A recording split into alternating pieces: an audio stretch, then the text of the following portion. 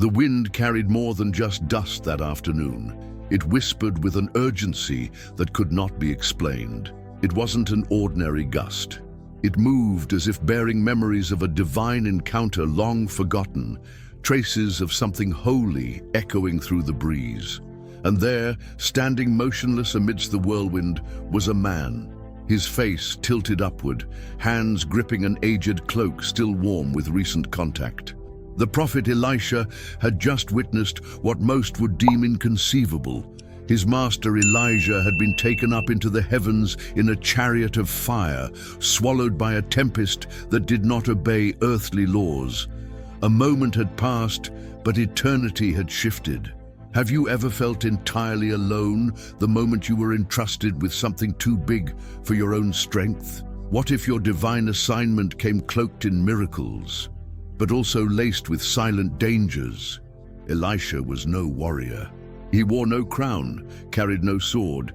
His hands were rough not from battle but from labor. He was, at his core, a man who simply answered yes when others chose comfort.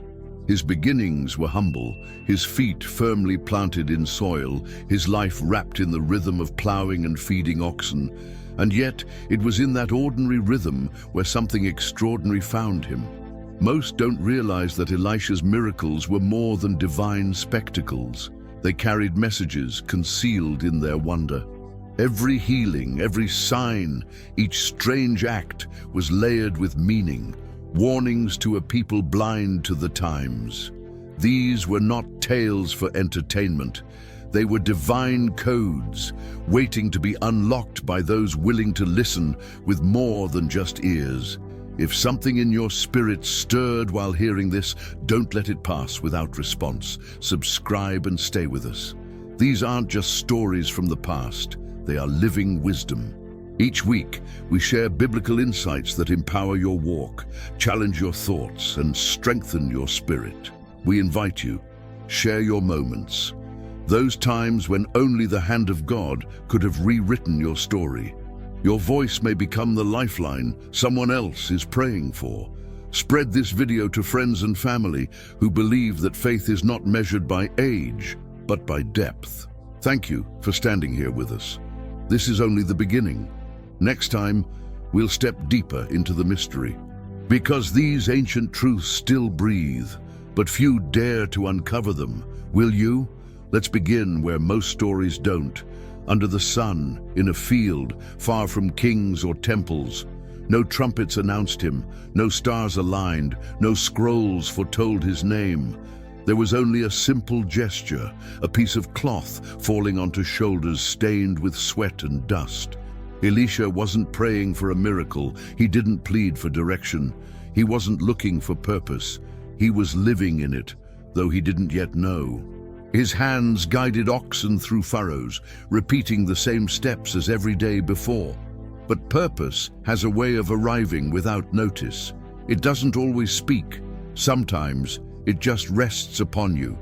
Elijah, the stormbringer, the prophet who summoned fire from the skies and confronted kings with the fury of heaven, walked up to him in silence. No introduction, no sermon. He placed his mantle on Elisha's shoulders and walked away. That was it. Yet in that moment, Elisha understood. No questions, no need for confirmation. He ran, leaving behind the soil, the yoke, and everything that once defined him. He paused only to honor his parents, but even that was brief. What followed was a farewell like no other. He slaughtered the oxen, he burned the plow, he cooked a feast with the very tools of his past and shared it with his people.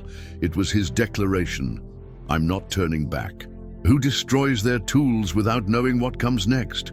Who abandons certainty for a cloak and a man walking away? Elisha did. He hadn't seen visions. No divine voice thundered from heaven. The call was silent, yet it carried eternal weight. It was the kind of call that demands trust before clarity, that reveals what lies in your soul, not on your lips. For years, Elisha walked behind Elijah, not beside, not ahead, behind. He watched, learned, and served. He held no title. Most didn't know his name. but heaven did. There are no records of miracles during that time, no sermons, no dramatic moments, just footsteps. Faithful, quiet steps behind a prophet others feared. While Elijah was confronting kings, Elisha was carrying pitchers of water.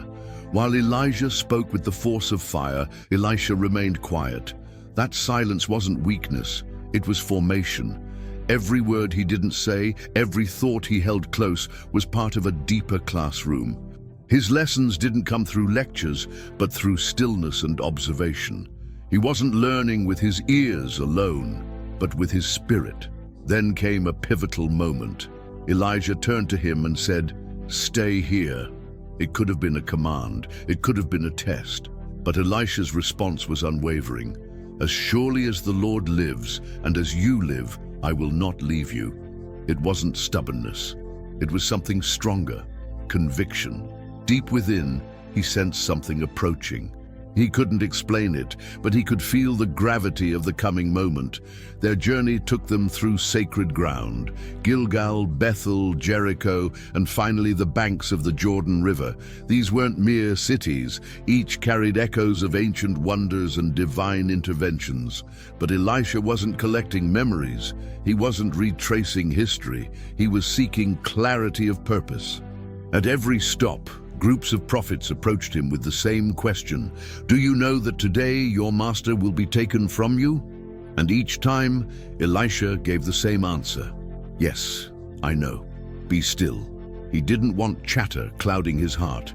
He wasn't interested in dramatics or distraction. Something divine was unfolding inside him, and he wouldn't allow the noise of others to drown it out. Then the moment arrived. Heaven didn't whisper this time. It roared. Chariots of fire sliced through the sky, whirlwinds circled with divine intent. But Elisha didn't flee, he didn't cower. He stood his ground and cried from the depths of his soul, my father, the chariots of Israel and its horsemen." It was a cry of reverence, sorrow and revelation all at once. Elijah was gone, but something else remained. The mantle fell again. This time, Elisha didn't receive it as a novice. He picked it up as a son of spirit, not blood. It wasn't just fabric. It was inheritance, a divine transfer, a calling no longer shared but born alone. And in that moment, something fundamental shifted. It wasn't the cloth that changed him, but what it meant. The weight of calling, the torch of legacy, the fire of purpose. Elisha had never chased fame. He didn't ask for a title, but his obedience to a quiet, sacred invitation unlocked a reality where the miraculous became his new normal. Perhaps you too are in your field, tending to your daily duties unnoticed by the world. But take heart, God doesn't choose the qualified. He qualifies those who respond. And sometimes his call isn't a thunderclap. It's a quiet mantle brushing your shoulder in the middle of your routine. Back at the river, the atmosphere was thick. The breeze carried more than dust. There was tension in the air, a holy kind of anticipation. From a distance, the sons of the prophets looked on, witnessing what they could not interrupt. Two figures walked together. One would return alone. Elisha and Elijah moved wordlessly now. What could be said? They had reached the threshold. Then, finally, Elijah turned and faced his faithful companion. For the first time, he offered him something more than silence. "Tell me," Elijah said, "what do you want me to do for you before I am taken?" Elisha didn't hesitate. He didn't ask for safety or honor. He didn't request status or protection. His answer was clear, brave, and bold. "I ask for a double portion of your spirit." Elijah's expression turned solemn. This wasn't a trivial request. This wasn't about spiritual power for the sake of display. It meant responsibility, greater challenges, heavier burdens, deeper sacrifice. It meant leading during chaos, prophesying in confusion, and standing alone when the crowd walks away. "You've asked a difficult thing," Elijah replied, "but if you see me when I am taken from you, it shall be yours. If not, then it shall not be so." And they continued. Then, without warning, heaven opened, not like a storm, but like a gate. Flames roared into the sky, horses of fire, chariots of glory, thunder that wasn't thunder, but divine declaration. Elijah was swept away, not by death, but by divine claiming. God was calling home his servant. Elisha watched and cried out again, my father, the chariots of Israel and its horsemen." But this time there was no answer. Only wind, only silence, only a mantle fluttering back down through the air. He was alone. With trembling hands, he reached down and lifted it. Not just a prophet's cloak, but a symbol of mission, destiny, and sacred trust. He tore his own robes, an act of mourning and metamorphosis. The era of following had ended. The season of leading had begun. He turned back toward the river they had just crossed. The waters lay still, as if holding their breath. Raising the mantle, he struck the surface and shouted, "Where is the Lord, the God of Elijah?" The river answered. The waters parted. From the hilltops, the sons of the prophets watched in awe. There was no more question now. Elisha no longer walked in Elijah's shadow. He walked in his calling. The weight of the mantle, a prophet in the shadows. When the dust settled and the whirlwind vanished, those who had watched from afar came closer. The sons of the prophets, men who once stood with reverence before Elijah, now bowed before Elisha. But not because of fame, not because he demanded it. They recognized something eternal. The spirit of Elijah had settled upon him. And yet, Elisha didn't bask in their recognition. He didn't lift his eyes in triumph or boast of his inheritance. He offered no speeches, made no declarations. He simply walked forward. He wasn't searching for applause. What he received that day wasn't glory, it was a burden. Becoming the voice of God wasn't an honor to parade. It was a surrender of self. It meant becoming invisible so heaven could be heard. It meant speaking truth that would bring rejection. It meant carrying justice that would invite persecution. It meant disappearing into obedience. The double portion he had asked for was never about power. It was about responsibility. It was about being broken enough for heaven to speak through. From that moment on, the mantle he carried no longer belonged to him.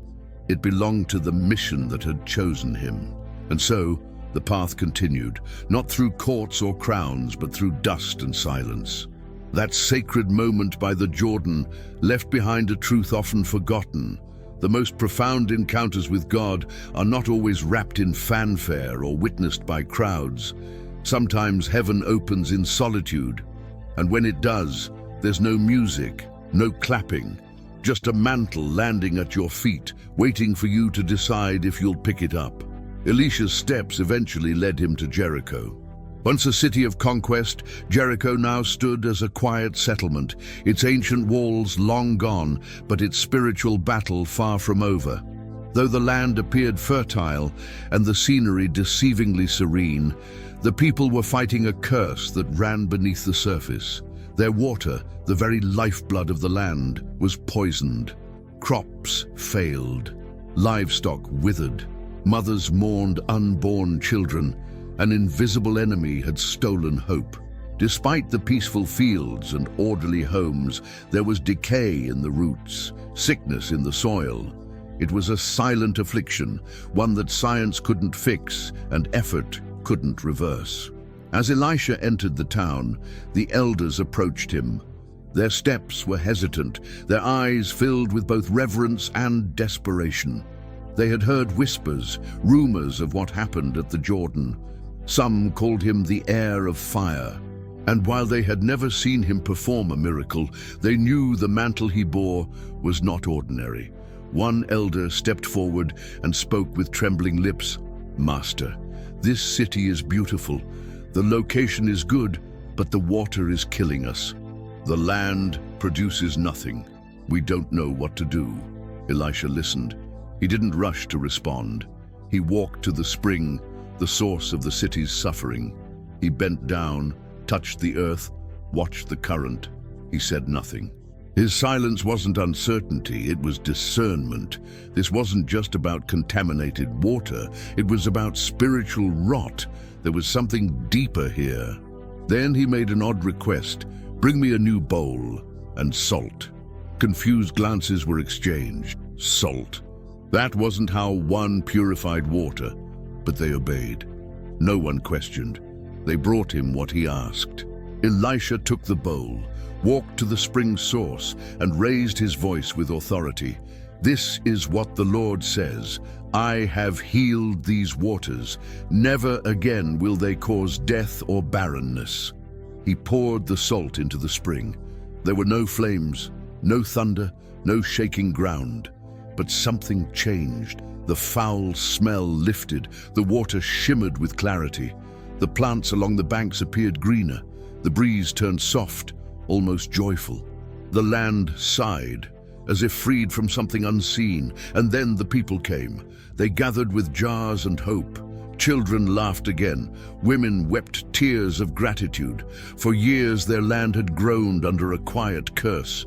Now, with one act, life had returned. But the miracle wasn't just about clean water. It was a sign, a message. God was not only restoring the soil, he was reviving faith. He was healing more than the land. He was awakening hearts that had grown weary and resigned. Elisha didn't stay to be praised. He didn't demand offerings or honors. He simply turned and walked away, leaving behind a city renewed. This was his first miracle as the primary prophet, and it didn't happen in a royal court or on a mountain. It happened beside a forgotten spring, through a simple act in a small town, because the power of God doesn't always explode. Sometimes it flows. It flows where few are watching, where pain hides under beauty, where a prophet passes quietly, and healing follows in his steps. The road to reverence, a warning, written in silence. Jericho, once a city shattered by trumpet blasts and battle cries, now stood renewed, not by noise, but by the quiet power of a word spoken by a man who believed. Life flowed again, not from a mighty army, but from the hands of a prophet who understood that divine authority often walks in silence. As the waters ran pure and hope returned to the land, Elisha turned away from the restored city. His steps pressed forward, steady and calm. The journey was just beginning, but his identity had already taken form. He was not merely Elijah's successor, he had become a living vessel for the God who heals and restores. The road from Jericho to Bethel wound through dry hills and harsh paths. Dust clung to his mantle, still fragrant with the memory of the Jordan's parting and the miracle of the healing spring. He traveled alone, not as a wanderer, but as a man with a purpose. Each footfall was guided by a mission he did not fully understand, but fully embraced. Bethel, once a sacred site, once the place where heaven had touched earth, was no longer a sanctuary. The altar of divine encounter had become a shrine of compromise. Reverence had decayed into ritual. Truth had been exchanged for hollow custom. What had been holy was now mocked, and the spiritual atmosphere was thick with distortion. It was in that twisted air that something unexpected occurred. As Elisha approached the city's rise, a group of young men came out to meet him. These weren't innocent children. They were youths old enough to know better, bold enough to mock what they didn't understand. Their voices rang out in cruel jest. "Go up, bald head! Go up, bald head!" It wasn't a childish taunt, it was a challenge, a mockery not just of Elisha's appearance, but of Elijah's ascension, of the God who had called him, and of the sacred legacy he now carried. They weren't laughing at a man, they were laughing at heaven. Elisha stopped, not in anger, not because his pride was wounded. He paused because he recognized the spirit behind their voices. This wasn't random disrespect, this was a symptom. A reflection of a generation that had lost its fear of the sacred, a culture that no longer trembled at the things of God, a society that taught its sons to scoff at the holy, to trample what should have been honored. He turned toward them, not with rage, but with clarity. He did not yell, he did not argue. He simply spoke a curse in the name of the Lord. Then, without warning, from the wooded slopes of the nearby hills, two bears emerged. They weren't hunting, they weren't wandering. They were sent, tools of judgment, sudden and decisive. In a matter of moments, 42 of those mockers lay silent. The hillside, which had echoed with laughter, now stood in sobering stillness. The scene was harsh, disturbing, unforgettable. Scholars have wrestled with this moment for centuries. Was it too much? Was it symbolic? Was it literal? But the answer is found not in debate, but in the message itself. This was not about Elisha's wounded ego. It wasn't a punishment for jokes. It was a warning from heaven. A line was drawn. The sacred had been mocked, and God responded. This was not a prophet lashing out. It was a God defending what is holy. And Elisha, he didn't celebrate. He didn't use it as proof of his power. He didn't demand repentance. He simply continued walking. From that day forward, it was known. Elisha would not be a prophet of comfort only. He would carry compassion, yes, but also divine justice. His ministry would heal the broken, but it would also confront the rebellious. This chilling episode reminds us of a truth often overlooked. When the eternal is treated with contempt, consequences follow. When laughter replaces reverence and holiness is reduced to satire, even mercy will step back. Those young men had no idea that their sarcasm would seal their fate. They didn't realize they were planting mockery in sacred soil. And today, this story still echoes. How often is God's voice reduced to a meme? How frequently is faith ridiculed for sport? Elisha wasn't seeking revenge. He wasn't demanding respect. But he knew what he carried could not be treated lightly. It wasn't about him. It was about the one who had called him. That hill where the bears descended stood as witness, not only to a warning, but to a nation's spiritual decay. A nation that had blurred the line between the sacred and the ordinary. And even in judgment, the message was clear. God is not absent. He is not silent. He sees, he hears, and he responds when his name is dishonored. That day, Elisha walked forward, alone, but not forgotten, marked not by vengeance, but by the fear of the Lord. A fear that would linger in the minds of all who saw him pass. A house full of oil, when desperation meets divine overflow. Elisha was no longer just a successor to Elijah. He had become a voice that carried weight, a presence that could bless or confront, depending on the posture of the heart before him. And as he descended toward Mount Carmel, the breeze itself seemed to shift, subtler, quieter, as if recognizing that the prophet who walked its paths wasn't a man of titles, but a vessel of truth. Truth that didn't flatter, but healed. Not every miracle begins with a dramatic cry from heaven. Some begin with a knock at the door from debt collectors. She stood alone. No husband, no money, no future. Her grief had dried into silence. Once her home echoed with the footsteps of her children and the prayers of her husband, a servant of God. Now it was filled with dread. Her husband was gone. His faithful name remained, but so did a debt she couldn't pay. The creditors had come with legal rights and cruel threats. They didn't want coins. She had none. They wanted her sons, to take them as slaves, to erase numbers on a ledger with the lives of her children. She looked at her hands, empty.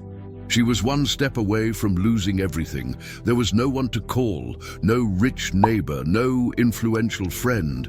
But there was one man who carried the scent of heaven wherever he walked. The one who had seen the Jordan split, the one whose mantle carried the weight of the eternal. She found Elisha. She didn't bring eloquent words. She didn't beg with poetry. She came undone and said what her pain had to say. My husband served the Lord. You knew him. But he's gone, and they're coming to take my children.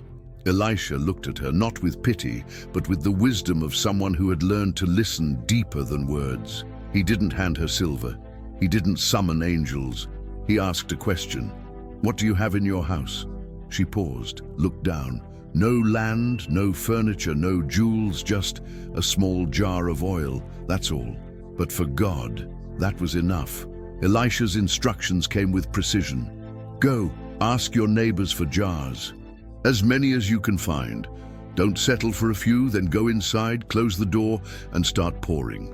No explanations, no guarantees. Just a simple command that demanded more faith than logic. So she went. She knocked on doors.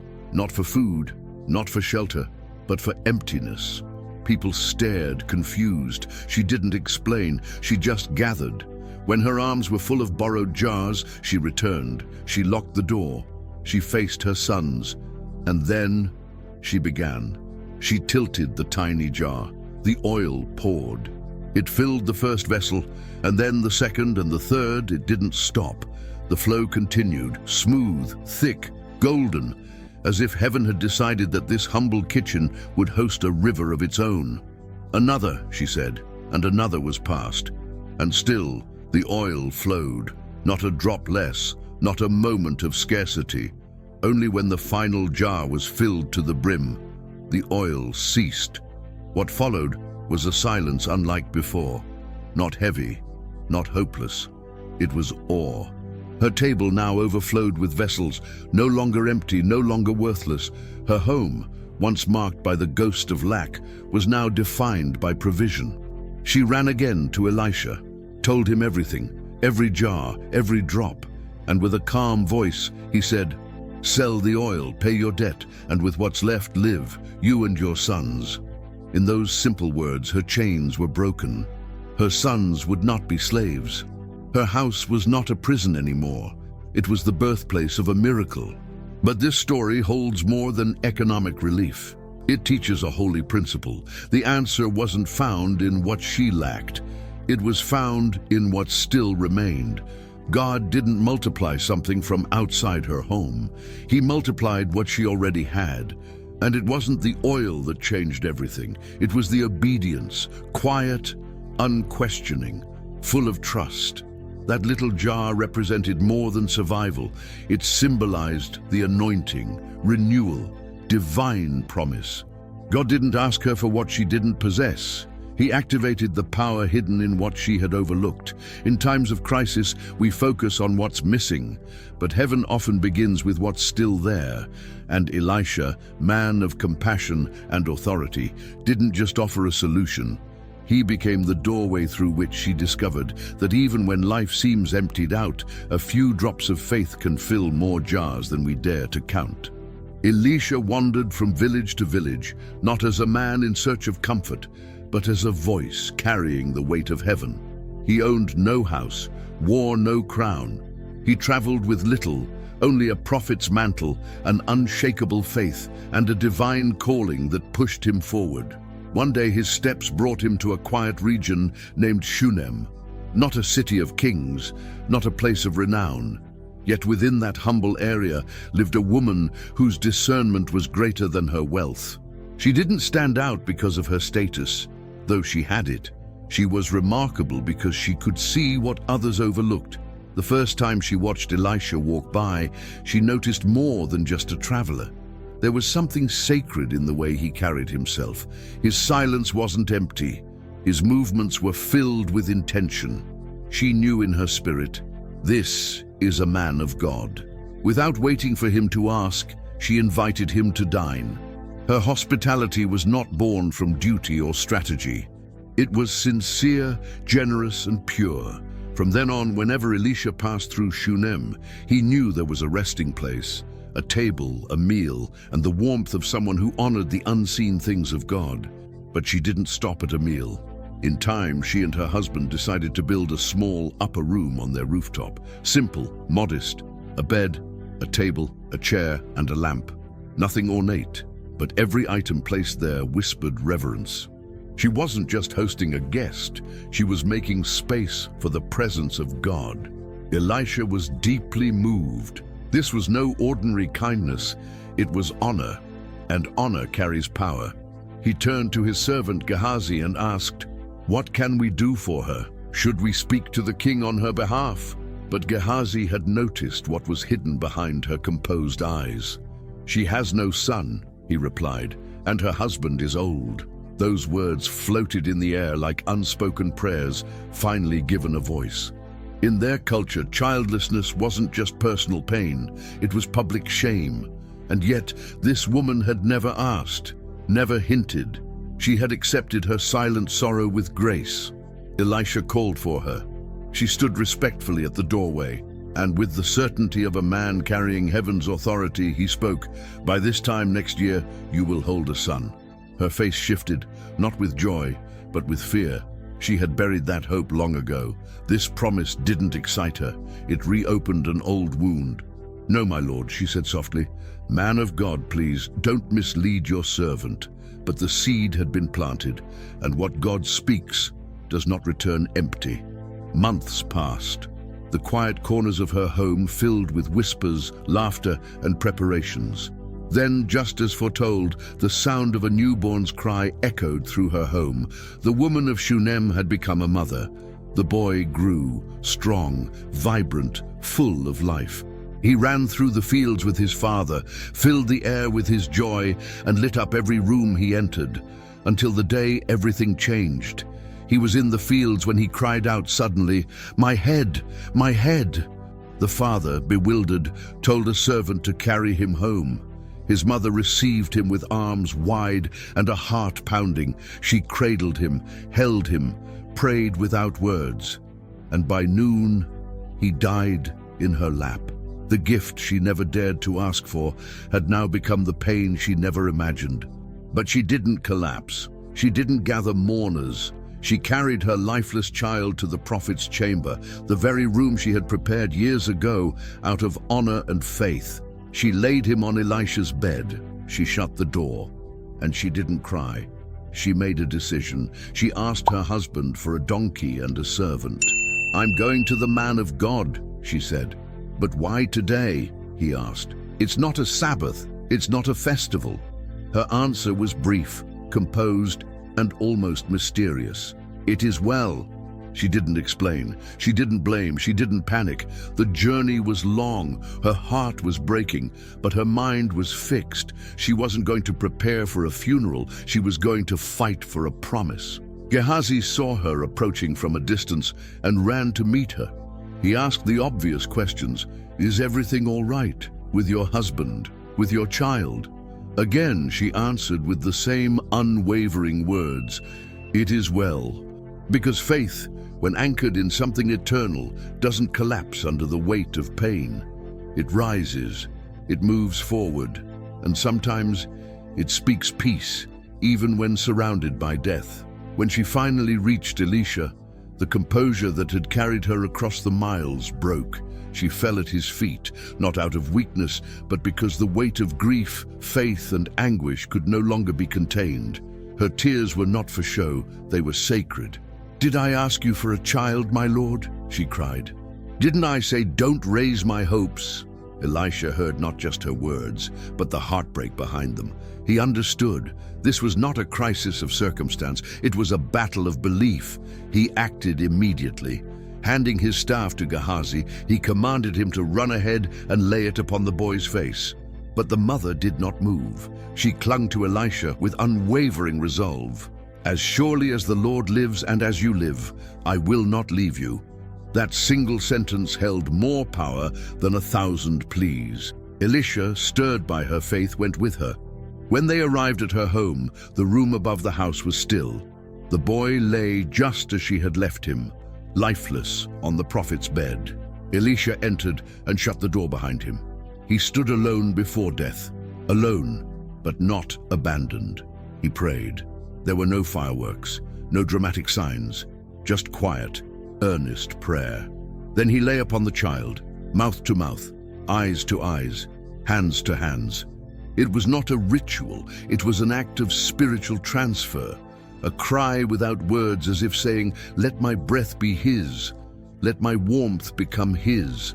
The boy's cold body began to warm, but it wasn't enough. Elisha stood, paced, prayed again. He didn't quit. He didn't declare defeat. He returned to the boy, lay upon him again, and insisted with every fiber of faith. Then it happened. One sneeze, then another. 7 in total. And then the boy opened his eyes. Elisha exhaled, calm and quiet. Heaven had moved, life had returned, no thunder, no witnesses, no spectacle, just the quiet power of resurrection in a room that had been prepared out of honor and now became holy ground. He called for the mother. "Take your son," he said. She didn't shout, she didn't run, she dropped to her knees. Her tears this time were not of loss, but of reverence. She bowed low, gave thanks. Then she embraced her son. The promise that had once seemed too risky to believe had been taken and given back. God had not only gifted life, he had proven that what he gives, he alone sustains. The upper room that once offered rest had now become an altar, not by design, but by divine encounter. There, where she had chosen to honor God's servant in secret, heaven had revealed its power openly. That day, death was defeated, not by force, but by faith that refused to let go. But the journey of Elisha didn't end there. The dry heat of Gilgal pressed down on the earth like a curse. The land was barren. Springs had ceased to flow. Hunger gnawed at the stomachs of those gathered around Elisha, the sons of the prophets, young men eager to learn, grow, and serve. Their bodies were weak, but their spirits still burned with the truths of the Most High. Learning hadn't stopped, but survival was becoming a question. Seeing their condition, Elisha gave a simple instruction. Put on a large pot and cook some stew for the men. One of the students volunteered to gather ingredients. He left the camp, wandered into the fields, and came across a wild vine bearing large, fleshy gourds. They looked edible, maybe even delicious. Without second-guessing, he filled his cloak and returned. The stew was prepared. The fire crackled. The aroma rose. The men gathered with anticipation. But something was wrong. As soon as the stew touched their lips, someone cried out, "Man of God, there is death in the pot!" Panic spread. The food meant to sustain them now threatened their lives. But Elisha remained calm. He asked for flour. He sprinkled it into the pot. No fanfare, no chants, just a quiet gesture of faith. Then he said, "Serve it to the people." They ate. And nothing happened. No sickness, no pain, only nourishment. Another miracle, born from attentiveness, delivered through simplicity. Just as the upper room had become a place of resurrection, now this cooking pot became a symbol of redemption. What was once deadly became life-giving. Because when the presence of God is involved, even poison can become provision. No one questioned the choice. They were tired, hungry. The cook chopped the wild gourds and tossed them into the pot. Soon, the scent filled the air. Hope returned. Finally, they would eat, but after the first bite, terror struck. "There is death in the pot," they cried. "We can't eat this." Panic spread. The food that promised life now threatened death.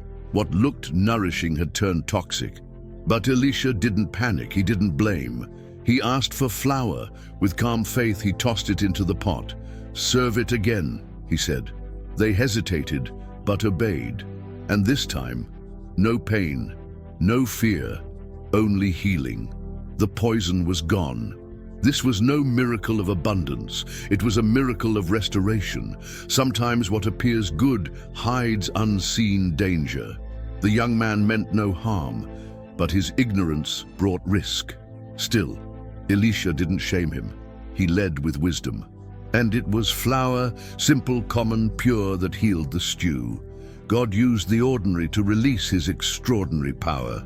Maybe your life has poison hidden beneath good intentions.